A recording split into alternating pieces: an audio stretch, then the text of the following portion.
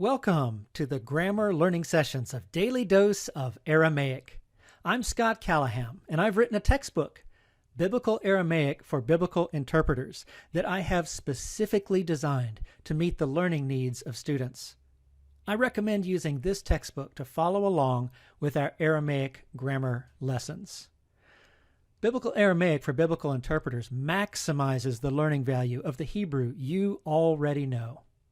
Hebrew and Aramaic are related languages, and placing their similarities and differences side by side dramatically assists in learning Aramaic. This textbook gets right to the point, and it teaches how Biblical Aramaic conveys meaning through its grammar. There are also exercises that challenge students to apply what they are learning at each stage of their study. Furthermore, the textbook provides resources for students' present and follow-on learning, making it a valuable resource to keep within arm's reach on the shelf. Let's take a brief look inside. As you can see, the textbook places the Hebrew you know on the left and the Aramaic you are learning in parallel on the right. For example, in these tables are the Hebrew construct chains that express Son of Man and the Spirit of God, or the Spirit of the Gods. Then, when we turn to the opposite page, we find a breakdown of similarities and differences regarding the two languages' construct chains in chart form, as well as the same Son of Man and the Spirit of the Gods expressions, but this time in Aramaic. Turning now to the table of contents, we find non-verbal system-related grammar covered in Part 1 and all things verbal in Part 2. Every chapter contains comprehensive Hebrew grammar review, which moves the Semitic language scaffolding we have already built to our Biblical Aramaic construction site.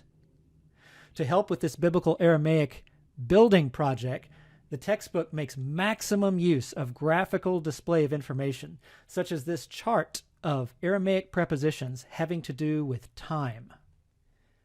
Colored text brings these graphical displays to life, highlighting especially important features for the student. In the Perfect Verbs chapter, we find this suggested learning exercise that fosters classroom discussion or independent study. The footnote at the bottom of the page hints at the thorough engagement with the details of grammar that lies behind the simple presentation of information in the book. Footnotes throughout the book also cite an extensive bibliography that helps students carry forward their study of Aramaic. Lastly, let's turn to the glossary, which contains every word in the vocabulary of Biblical Aramaic. It's both concise and packed with information that is useful for biblical interpretation. There are simple glosses for the Aramaic word in red, as well as grammatical information, such as gender in the case of nouns. This word for letter appears 3 times in the Bible, each time in the Aramaic sections of Ezra. It is most likely a loan word from Akkadian.